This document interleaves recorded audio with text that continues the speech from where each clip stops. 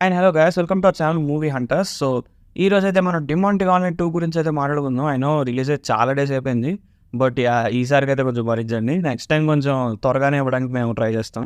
చాలా మందికి horror movies అంటే ఫస్ట్ తమిళ డబ్బింగ్లో గుర్తొచ్చేది డిమాంటి కాలనీ. ఎందుకంటే అసలు అప్పట్లోనే ఒక మంచి క్రేజీ ఎఫెక్ట్స్ యూస్ చేసి అంత లో బడ్జెట్లో అంత ఈరీ అట్మాస్ఫియర్ క్రియేట్ చేయడం, అండ్ లాస్ట్లో వచ్చే ఆ సస్పెన్స్ సీన్స్ కానీ క్రేజీ అనిపించింది. ఈ మూవీకి సీక్వెల్ అనౌన్స్ చేసినప్పుడు నేనైతే కొంచెం సర్ప్రైజ్ అయ్యాను. ఎందుకంటే దీనికి సీక్వెల్‌గా ఇంకా ఎలా దీన్ని ఎక్స్‌టెండ్ చేస్తారో అని. బట్ నాకైతే ఒక పాయింట్‌లో నమ్మకం ఉంది. ఎందుకంటే మనకి 'డిమాంటి కాలనీ 1లో' వాళ్ళ ఫ్రెండ్ 'డిమాంటి కాలనీ' గురించి ఒక స్టోరీ రాస్తాడు కదా! సో నేనైతే ఆ స్టోరీ ఏమైనా ఎక్స్‌టెండ్ చేస్తారేమో అని ఎక్స్‌పెక్ట్ చేశాను. సో అదేం కాదనుకోండి. అదేం స్పాయిలర్ కాదు. మీరేం కంగారు పడకండి. ఇట్స్ డిఫరెంట్ సబ్ ప్లాట్స్ ఉంటాయి బేసిక్‌గా మనకి. సో ఈ సబ్ ప్లాట్స్‌ని అండ్ 'డిమాంటి కాలనీలో' ఫస్ట్ స్టోరీని అలా మధ్యలో వచ్చే ఆ స్క్రీన్ ప్లే, టోనల్ షిఫ్టింగ్స్‌లో చాలా బాగా అయితే బ్లెండ్ చేశారు. కరెక్ట్‌గా చెప్పాలంటే నా వరకు ఇది ఏమి పెద్ద హారర్ మూవీ అయితే కాదు. ఎందుకంటే పైకి హారర్ మూవీలాగా వాళ్ళు ప్రొజెక్ట్ చేసినా కూడా కంటెంట్ మాత్రం చాలా వరకు థ్రిల్లర్ మూవీలాగా ఉంది. ఇలానే ఎందుకంటున్నానంటే మనకి స్టార్టింగ్‌లో వచ్చే ఆ సెటప్స్ గానీ, ఫైనల్ పే ఆఫ్స్ గానీ, అండ్ ఇంకా మధ్యలో వచ్చే కొన్ని థ్రిల్లర్ ఎలిమెంట్స్ గానీ, అంటే ఆ ఇన్వెస్టిగేటివ్ పార్ట్ ఏదైతే ఉంటదో అదే యాక్చువల్లీ కొంచెం ఎక్కువగా ఉంది హారర్ జంప్ స్కేర్స్ వాటికన్నా.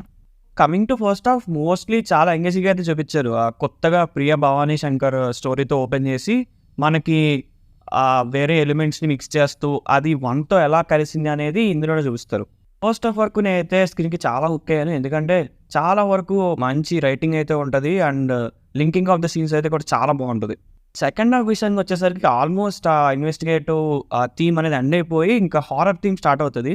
ఇక్కడైతే మూవీ కొంచెం స్లో అయిందని చెప్పాలి. ఎందుకంటే ఆ జంప్ స్కేర్స్ గానీ అవన్నీ కొంచెం 'డిమాంటి కాలనీ 1' లాగే ట్రై చేశారు. సో దానివల్ల కొంచెం కొత్తగా అనిపియలేదు. అలా అని మరీ బ్యాడ్ అయితే కాదు. బట్ అలా ఫ్లాట్‌గా వెళ్ళిపోద్ది. అండ్ ఈవెన్ మనకి క్లైమాక్స్‌లో కూడా కొన్ని ఇంట్రెస్టింగ్ డీటెయిల్స్ అయితే రివీల్ చేస్తారు. సో అక్కడ వరకు కొంచెం ఓకే అనిపిస్తది second half. Movie main plus points వచ్చేసి ఫస్ట్ మాట్లాడుకుంటే మ్యూజిక్కే. అసలు శామ్ సీస్ దుమ్ము లేపారు. లిటరల్లీ ఆ మధ్యలో వచ్చే ఆ ఇన్వెస్టిగేటివ్ సీన్స్‌లో కూడా వచ్చే మ్యూజిక్ చాలా బాగుంది. చాలా ఇంట్రెస్టింగ్‌గా ఉంది. సెకండ్ క్రెడిట్ వచ్చేసి రైటింగ్ అండ్ స్క్రీన్ ప్లే. ఎందుకంటే చాలా వరకు ఒక కొత్త సబ్ ప్లాట్స్‌ని ఓపెన్ చేసి ఇంకా స్టోరీని ఇంట్రెస్టింగ్‌గా మూవ్ చేయడానికి అయితే ట్రై చేశారు Ajay Gyan Muthu, which is great. పెద్ద మైనస్ పాయింట్స్ అంటే ఏం లేవు గానీ అక్కడక్కడ హారర్ థీమ్సే కొంచెం రిపీటెడ్‌గా అనిపించాయి ఆ ట్రోప్స్ అన్నీ. సో దానివల్ల అయితే కొంచెం ఫ్లాట్ అనిపిస్తది స్క్రీన్ ప్లే. అక్కడ తప్ప నాకు తెలిసి మిగతా మూవీ అంతా షైన్ అవుతది. It's a decent watch.